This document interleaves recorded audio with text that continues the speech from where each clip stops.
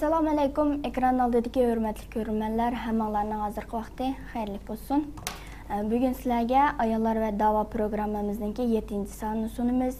Bu sonda biz mashhur muqomshunos shoira Amannisaxon, ya'ni Xonish Amannisaxon haqida to'xtalib o'tamiz. Men programmani boshlashdan burun ikki so'z qilishni to'g'ri topdim. Tönögün bizningki vatanimizningki qo'limizdan ilinib olganligiga 71 yil bo'lgan kunda. Hammamizninki ko'ngli yerim, dilimiz puchuq. 71 yilni hisoblab o'tsak, bir odamninki normal hisob bilan bir umri degan gap. Biz 71 yilni yoqi shundaq zulmga uchrayotimiz, bostirilyotimiz, madaniyatlarimiz yo'q qilinyotidi, oilalarimizdan ayri qilyotimiz.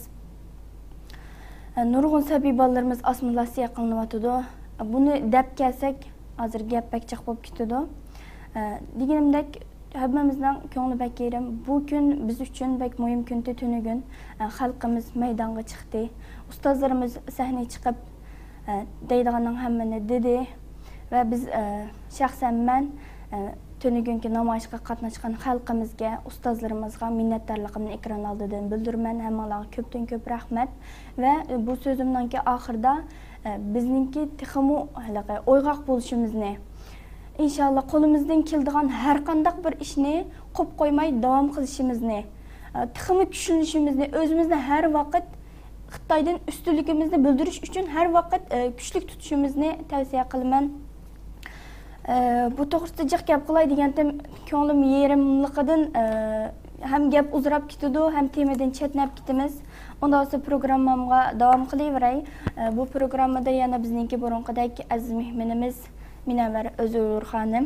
Xo'sh kelibsiz Minavvar xonim. Xo'sh bo'ldik, rahmat.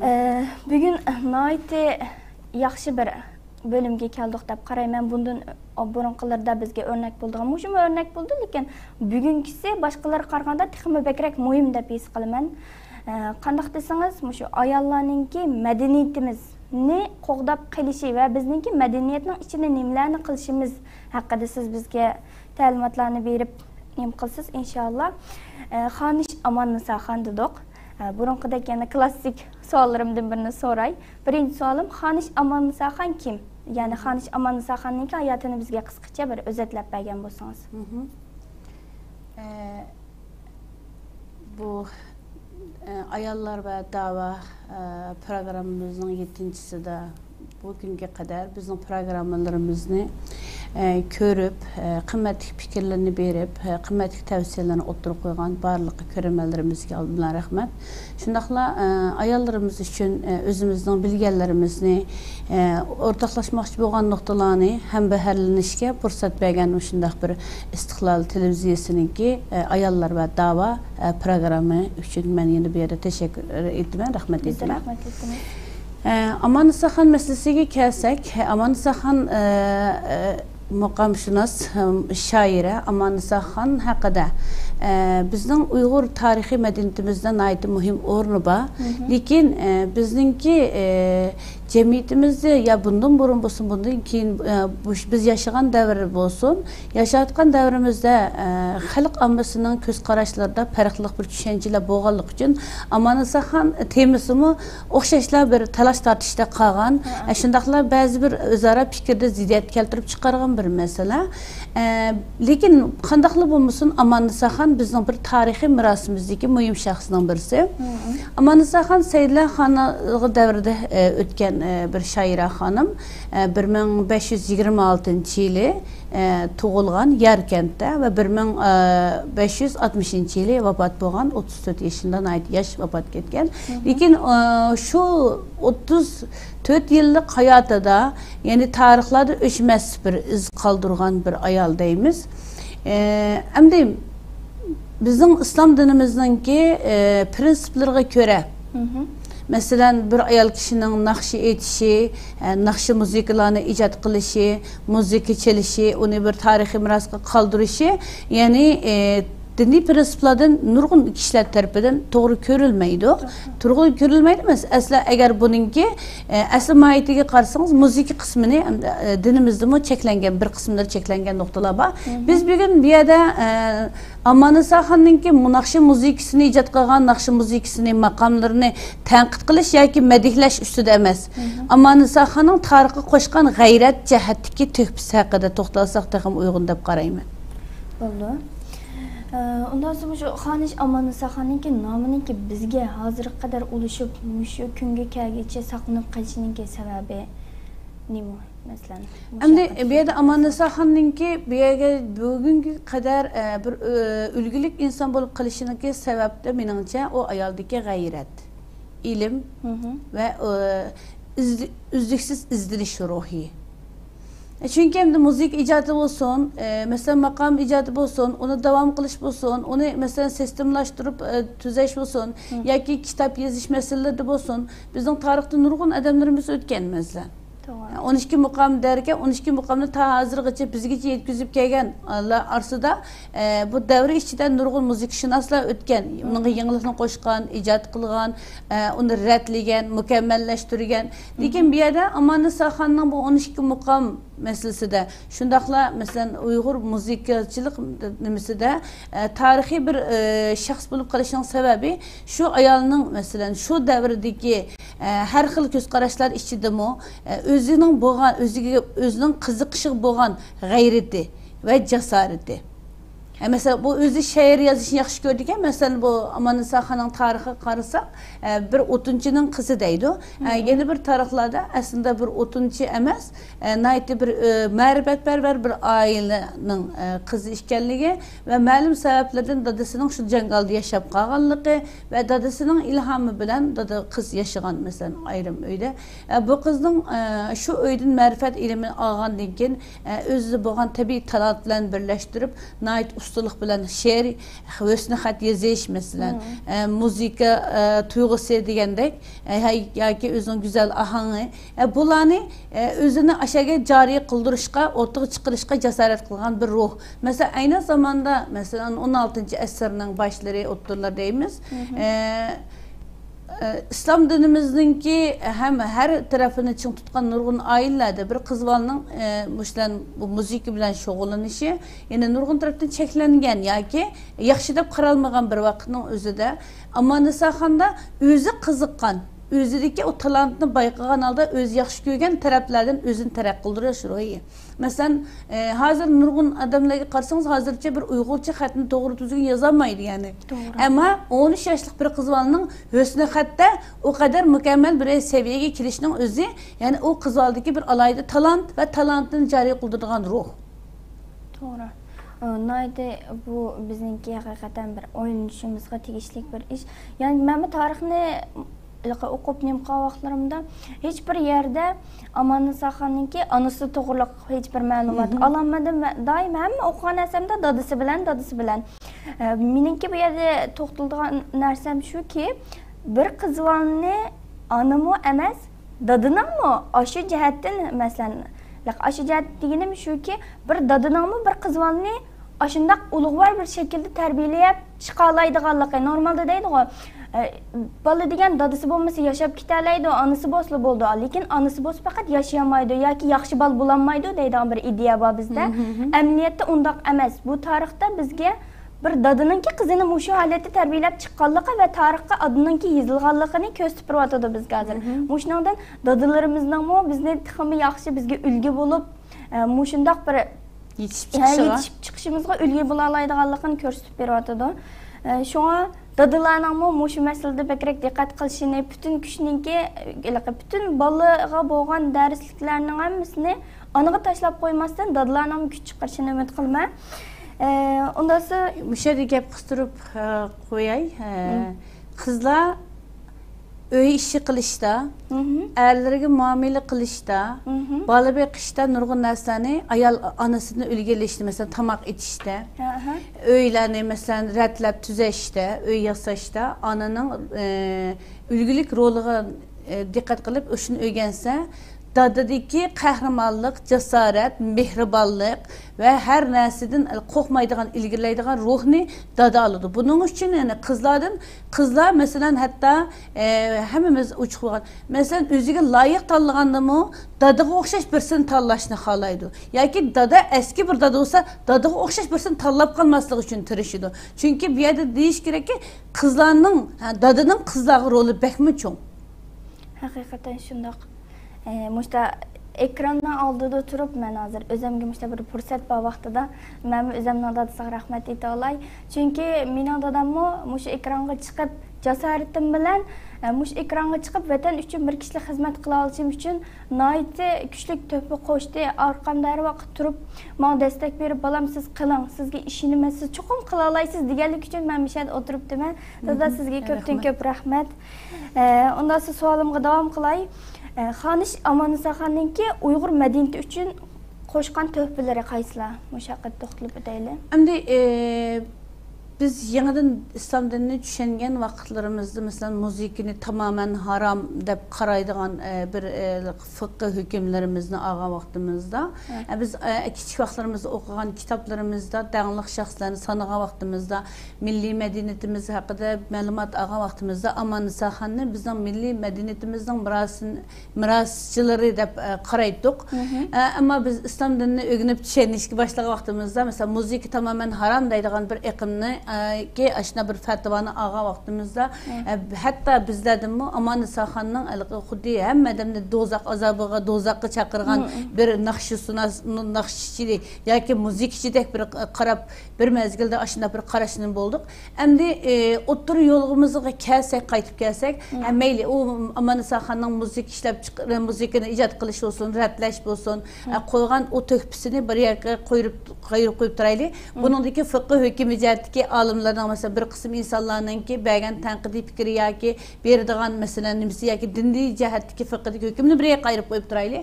Ammo Amannisaxonning bizga mushu tariximizga yoki Uyg'ur tarixi, Uyg'ur madaniyatiga qo'shgan tuhfasi shuki, biz masalan Amannisaxonning hayoti orqali, Amannisaxonning yozgan she'rlari orqali bizga yetib kelgan mesela 3 kitobi bizga kelmagan, lekin ba'zi she'rlari kelgan. Amannisaxonning yozgan she'rlari orqali ayni vaqtdagi Saydilar xonligi podshosының mesela bizim başka taraflardan kelgan nimalar bilan ma'lumotlar birlashtirsak, nihoyatda bir adolatli podsho ekanligi, uning masalan yangilikqa, ijodkorlikqa nihoyatda qo'llaydigan bir podsho ekanligi, qatmar bir shaklda xalqni izadigan, o'zining hukmronligini o'tirib qo'ydigan bir podsho emasligidan iborat bir tarixiy reallikni bizga ekib beryotidi. Ikkinchi bir yerda masalan hozir biz Sharqiy Turkistonda Xitoylar bizning qo'limizdan butun bir tarixiy miroslarimizni, tarix madaniyatimizni ilyotidi. Nima uchun degan chog'da bir madaniyat o'zining bir millat o'zining madaniyati bilan, tili bilan, uningki masalan tarixdan kelayotgan urf-odatlari bilan dunyoda özellik, alaydilikka ega bo'ldi masalan. O'zgacha bir ko'rinishda bo'ladi. Agar bir millat tilini yo'qotsa, o'zining madaniyati yo'qotsa, ya'ni dunyodagi insonlarning ichida hech qanday bir farqi bo'lmagan bir inson hisoblanadi. Masalan, men shunga qarayman, hatta bizdeki bir kamchilikmi shu. Men Pokistonda 2,5 yil yashagandim. 2,5 yil yashaganda Pokistonda nurg'un narsadan manfaatlandim men. Nurg'un insonlar masalan Pokistonda u deb tillaydi, bu deb tillaydi, uni deb tillaydi, lekin qanday bo'lsin biz 2,5 yil havasından nefes aldık, insanlar bilan yaşadık, onların tuzunun temin aldık. Ama benim qayıl bulduğum bir noktam Pakistanlılar özünün milli örf adetini nayeti yaxşı gördü ve milli örf adeti bile yaşayışını yaxşı gördü. Yani ne dünyanın nereye basa, meyli Pakistanlık olsun, meyli Hindistanlık olsun, onların şundan qarab mala Pakistanlık ki, mala ordu ki, mala Hindistanlık ki, dünyalarımız. Ama başka milletlerin köpüncüleri ortak bir medeniyetki asimilyasiya bulup ketkenlik için o insanların ki nimisi gevdelenmeydi. Bulup mu hazır kadar bizni tarihten beri bula Uygur emesti, bula kin özür bilinip kalan bir ırkı milletti, bu Cumhuriyet milletinin bir kısmeti dep mu hazır dünyaya aşındak bir cakarlavatkan Xitaylarının ki bizi tamamen asimilyasiya kılıvetirgan şu siyasetinin aldıda bizden Amannisaxon bizimdek bir şairelerimizin, muzikantlarımızın, yoki ulan aşında bir xanışlarımızın bizga miras qoldirib ketgan narsa bizning Xitoyning da'vo qilgan tarixiga bo'lgan bir raddiya bo'ladi. To'g'ri. Masalan, Amanisa bilan davrdash yashayotgan Xitoylarning tarixiga qarasak, hech ularning tarixida bunda bir narsa yo'q. Masalan, mayli musiqa bo'lsin, maqom bo'lsin, hech qanday bir narsa yo'q. Ya til jihatdan bo'lsin, mayli hech narsa husnihat. Ayni vaqtda masalan Uyg'urlar Xitoylarning bir parchasi, masalan, unda qanday da'vo qilsin, 16-asrdan keyin Xitoy tarixiga qarasangiz, bizning Uyg'urcha yozig'imizdagi, ana til yozig'imizdagi shu husnihatning qaysini topa oladi? Topolmaydi. Mana mushuning o'zi Amanisa Xonning husnihat yozgan aşı tarixinin o'zi Xitoylar bilan bizning tamamen, yani butunlay bir farqli millat ekanligimizni chiqirdi. Ikkinchisi, 12 muqam, masalan Xitoy hozir Uyg'urcha usulni o'rganyapti. Uyg'ur usulni, yani o'ta Uyg'ur artistlardek o'rganish uchun sinflarga kirib, pul talab o'rganib ashtaq qiladi ekan. Demakki biz Uyg'urlarning usulimi, bizning usulimiz Uyg'urlar bizdan o'rgangan deyish uchun qilyapti buni. Ya bu tariximizni ele olish uchun. Endi yana mashda ketaversak, Amanisa Xonningki tarixini Amanisa Xon Xitoydan deyish mumkindi. Ammo biz buni Xitoyga isbotlash, ular bilan bir emasligimizni, bizni 40 yil qaynasimiz, sho'rpimiz qatilmaydigan ayrim bir millat ekanligimizni aniqlash uchun bu tarixiy meroslarimizga ega chiqishimiz kerak. Tarixiy meroslarimizga ega chiqishimiz uchun tarixiy shaxslarimizni ega chiqishimiz kerak. Bir yerde ben ekran aldı da, yani bunun da cık emas, nurgun qarindoshlarimizni aytib anlıq tushundim. Ekran aldı da Amanisa Xonning bu musikshunos nimasini oldiga chiqib dinimizda buni cheklagan, bundaq ayolning narsini so'zlashning o'zi xato deb tanqid berishdan burun ba'zi qarindoshlarimizning bu yana bir tarafdan Amanisa Xonning bizga qoldirib ketgan miros haqida o'ylashni umid qilaman. Chunki Xitoy bizning tamamen bizning mirosimizdan, tariximizdan ayrim qoldirish uchun tirishayotgan bu kunlarda Amanisa Xon agar mumkin bo'lsa shuni yozgan 3 ta kitob bor ekan, masalan Divan Nafisa degan kitobi, undan keyin Axloqul Jamila degan kitobi, undan keyin Sharhul Xulub degan kitobi. Agar mumkin bo'lsa edi, shu shoira xonim shu kitoblarda ayni zamondagi bizning tariximizning nimalarni anlatgan bo'ldi. She'rlarda bizga qanchalik jiq narsalarni aks ettirib bergan bo'ldi. Shu narsalarni biz saqlab qolishimiz kerakdi. Ammo saqlab qolamadik. Hozircha Amanisa Xonning bizga qoldirib ketgan boshqa miroslarni saqlab qolish orqali uningki ijobiy tarafidan foydalanib, uningga bizning dinimizga, bizning axloqimizga yoki bizning ko'z qarashlarimizga to'g'ri kelmagan qismini qayrib qo'yib turib, biz uchun foydali bo'lgan nuqtasini elib turib, bizning madaniyatimizga qo'shgan to'pisidan foydalanishimiz kerak. Anlaydı, doğru gap bo'ldi. Şiirlerden mesela bir kısım şiirler bizge keldi dedik. Bir kısım şiirlerini mesela onu muqam şeklindekini anlaşını qalmaydiganlar, bo'lmaydi deb ko'z qarshida bo'ldiganlar aşı şiirlerini o'qib baqsa bo'ldikan, şiirlerning ichida mesela tunji şiirdimi podshohni abaysiz deb o'tdingiz, adilligini madilab turib aytganligini.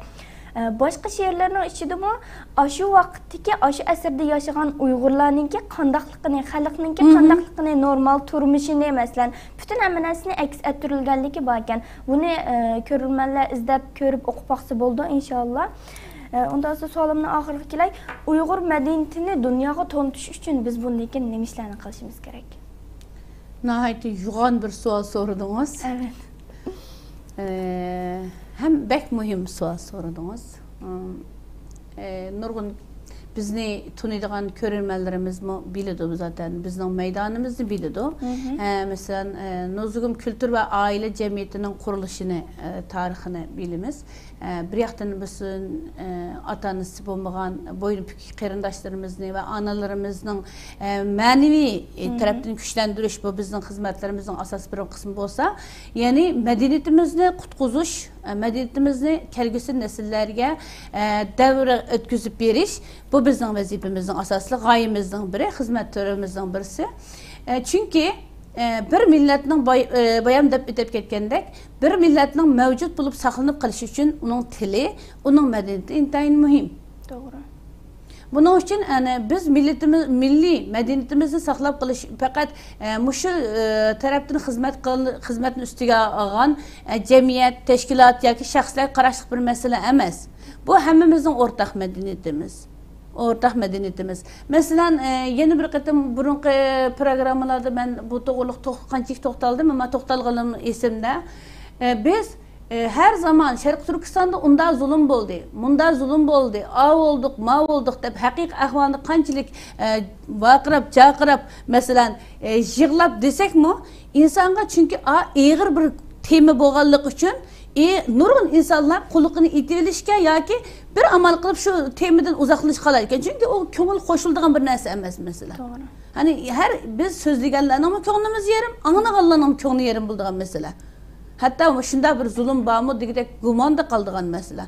Ama biz şu etnospor deyimiz 5-6 yıldan beri mesela Nuzugum Derneği kuruluştum burun mu mesela bu kültür tanıtış hizmetini kılıp kilovatımız.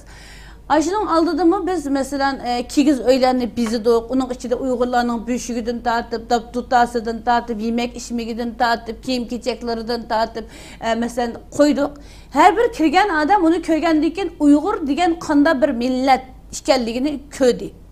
Mesela birinci kıtımda yeni kapıda kıgan elimizde en az 5-6 min adam bizden çadırga kirdi. Hani başka çadırların aralap ötep geçse mi bizden çadırga kirdi ve kirgendeyken o çadırın içindeki o neslimiz bir hem neslimiz saklap kalamadık. Nurgullar vatandan çıkamayımız, şaraitimiz yok. Lakin öylerden toplagan özümüzün imkanı var, neslimiz hemimiz kulumuz nim bolsa, imkanımız nim bolsa aşın bir esip, tunutup, kösettik. Köygendeyken Uygurlar acayip bir medeniyetlik millet kensiler diyen neslini tunudu. İnsan bir sen acayip bir esil bir millet kensen diyen vaxtıda senin beşiğin ne mümkün geldi, kanda kılıp sen bir yere kep kaldın mesela. Deydi. Biz hiç kandak mesela nemi bağırsak Kütahya'ya bağlı vaxtımızda aşağı diyenler var. Hiçbir Uygur'unu körep bakmagan, tunup bakmaganlar. Biz bir tağının arasındaki bir yerde kültür tanıtış işini kığa vaxtımızda, tunca qıtımda. Sizler kaysı köyden geldinler deyip sordu bizni.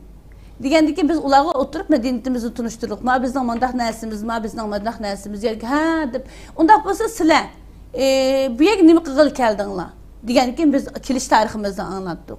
Onun dikin Xitayını anlattık. Onun dikin zulümünü anlattık. Hatta işensiniz biz aşı Kütahya'daki kültür tanıtışının kayıt kege vaxtımızda bizge nurgun telefon geldi. Hatta İstanbul'da biz izlep kegeler oldu. Yani hazırlık ahval hazırlık telefon kılışıvatır. Mesela yedik ahvallar kandak dep. Demek ki bizim medeniyetimiz bizni tekimi yakından tunuşkamında karab yakablar bir kiyim keçek mesela ayal kişiler buna belimiz. Kiyimnin rahtını da tutup yakıplar buna karab yakıp man rahtını açarken yakışken deyimiz. Şunda ko tutmasak bilmeyimiz mesela. Şunun okşaş bu hakmı bizni tunuşumuz için bizim medeniyetimizin bir körüşü gerek.